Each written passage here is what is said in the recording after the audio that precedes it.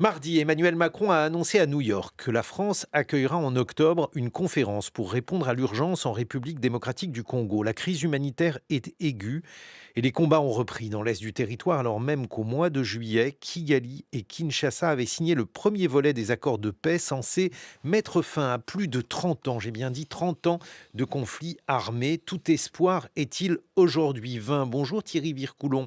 Bonjour. Vous êtes un fin connaisseur de cette région, vous êtes coordinateur de l'Observatoire de l'Afrique centrale et australe à l'IFRI. Je vous propose tout d'abord de faire un peu de pédagogie, de nous expliquer ce qui se passe dans cette région. 30 ans, c'est absolument vertigineux. Oui, c'est en 1996 que l'armée rwandaise est rentrée au Kivu, dans l'est du Congo, la première fois et donc c'est, quasiment, il y a 30 ans, en tout cas ça sera 30 ans, l'année prochaine, à partir de 2022, il y a eu une reprise, du conflit, entre, la RDC et un groupe armé qui s'appelle le M23, qui est un proxy du Rwanda et qui, combat, dans les Kivu, avec l'armée rwandaise, contre l'armée congolaise et qui a pris les 2 principales villes des Kivu que sont Goma et Bukavu au début de cette année.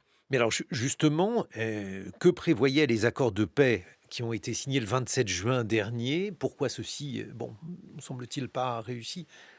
Alors le processus qui a été défini, au printemps dernier, c'était un processus en 4 accords.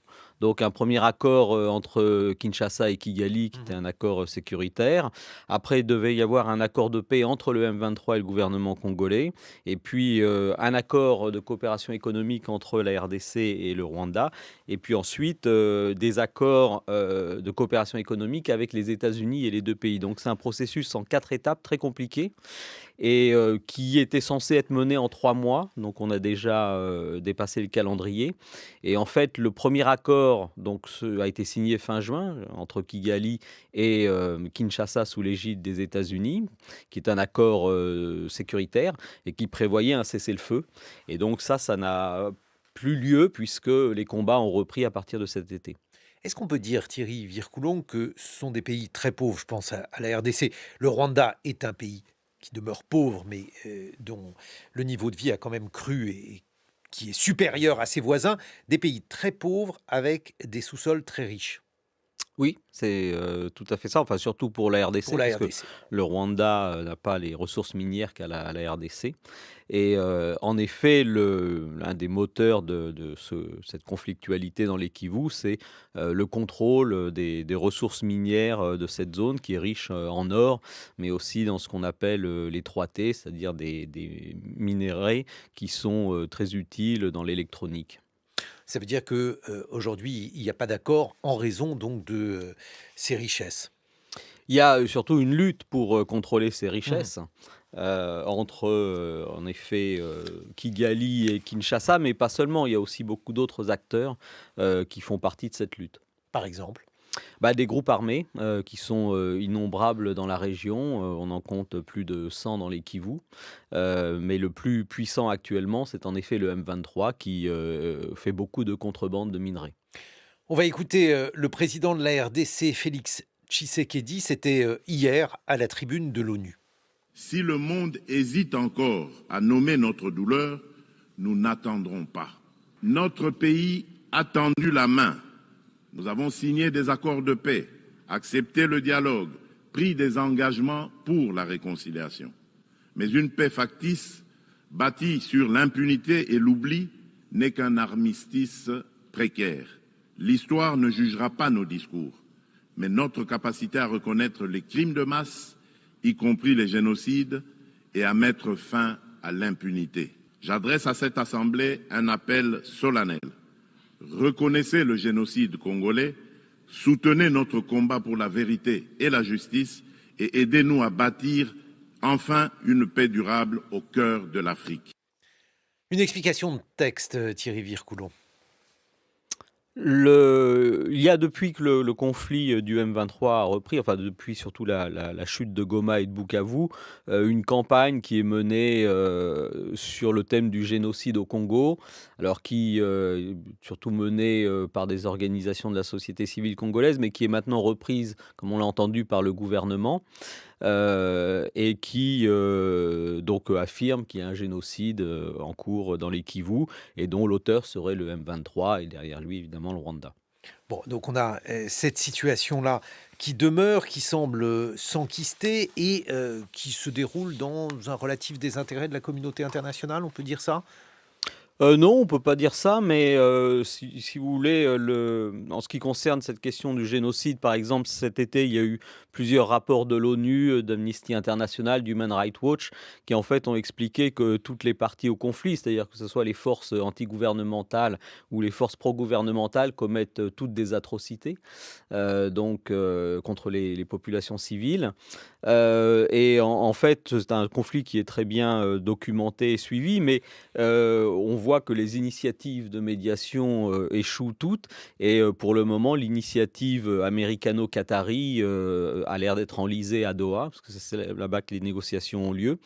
Et c'est une énième tentative pour résoudre ce conflit, mais pour le moment, on sent qu'elle patine. Elle patine avec des négociations qui sont en cours à Doha entre le M23 et les délégations congolaises. Comment ça se passe? Bah, ça se comme on vient de le dire, c'est enlisé, ça n'avance pas. Normalement, l'accord aurait dû être signé, cet été, donc maintenant on est, fin septembre et ça, c'est juste l'accord numéro 2, hein, l'accord numéro 1, comme on le disait tout à l'heure, a été violé déjà. Le problème, c'est évidemment le contrôle, politique et militaire, des Kivus, et donc le gouvernement congolais et le M23 doivent se mettre, d'accord là-dessus. Évidemment, dans la situation actuelle, ça ne pourrait être qu'une sorte de contrôle partagé, et c'est justement, ce que ne veulent pas ni l'un ni l'autre. Ils ne sont pas d'accord sur les termes de ce que pourrait être, un contrôle partagé politique et militaire des Kivus entre eux. Quand je disais que la communauté internationale s'en désintéressait, pas la communauté institutionnelle, puisque vous avez raison, mais ce sont des conflits compliqués à expliquer, notamment parce que peut-être ce que l'on retient du Rwanda, c'est le génocide qui s'y est déroulé. C'est un pays qui suscite la sympathie et dans le même temps, le M23 est, mais je vais vous laisser le nommer, une émanation du Rwanda dirigée par le Rwanda. Oui, le M23, c'est le bras armé de l'armée rwandaise dans les Kivus. Et d'ailleurs, l'armée rwandaise est toujours présente dans les Kivus, elle est pas partie. Donc, vous avez à la fois ce groupe armé, plus l'armée rwandaise qui est sur le territoire congolais. Ce qui veut dire que finalement, dans ce contexte-là, le M23 et donc le Rwanda jouent le mauvais rôle. Bah, à partir du moment où ils ont agressé leurs voisins, ils sont rentrés sur leur territoire, oui. C'est tout à fait cette situation que dénoncent les autorités congolaises et qu'ont dénoncé d'ailleurs la France, la Belgique et les États-Unis à de nombreuses reprises. Et donc Est-ce ça, c'est un fait clair et avéré. est-ce qu'il est possible de faire pression sur le Rwanda? Bah, des pressions, Washington en a fait, ils ont fait signer cet accord en juin, entre les 2 parties. Donc, il y a bien sûr, des pressions.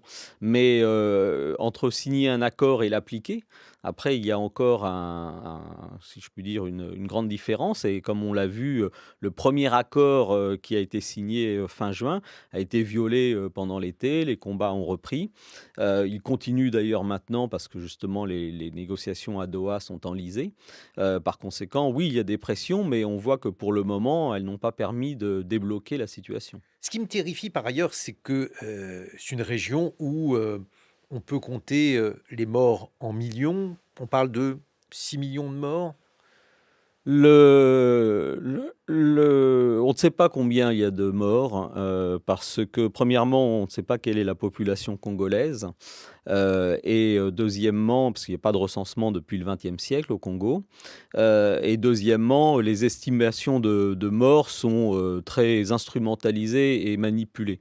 Ce qu'on peut dire, c'est que par exemple, la prise de Goma, au début de cette année, a fait environ 3000 morts. Voilà, ça c'est un chiffre qui est à peu près fiable. En ce qui concerne les autres chiffres, il faut être extrêmement prudent. Mais c'est une région qui, donc, on l'a dit depuis 30 ans, est abandonnée à la guerre avec peu d'écho et peu d'espoir, Thierry Vircoulon. Oui, parce que, comme je le disais, la médiation américano-qatari, c'est une énième tentative de régler ce conflit entre les deux pays. Il y en a eu beaucoup d'autres avant. Le M23, c'est sa troisième rébellion. Hein. C'est pas sa première rébellion, c'est sa troisième rébellion. Et donc, on a l'impression que les choses tournent en rond et que il y a en effet une sorte enfin, il y a une telle convergence d'intérêts pour faire la guerre qu'on n'arrive pas à trouver le chemin de la paix. Merci beaucoup Thierry Vircoulon. Je rappelle que vous êtes coordinateur de l'Observatoire de l'Afrique centrale et australe à l'IFRI. Dans quelques instants, dans une dizaine de minutes, nous serons en capacité de vous donner à entendre Daron Acemoglu. Il est prix Nobel d'économie 2024. On vient de parler du Rwanda, de la RDC. Justement, il s'est notamment intéressé au développement comparé des pays. Il a publié un ouvrage extrêmement important. Pourquoi les nations échouent, c'est en Champ Flammarion, c'est aujourd'hui disponible en poche. Il est 7h30 sur France Culture. Et voici le journal de l'Écho d'Anne-Laure Schwinn.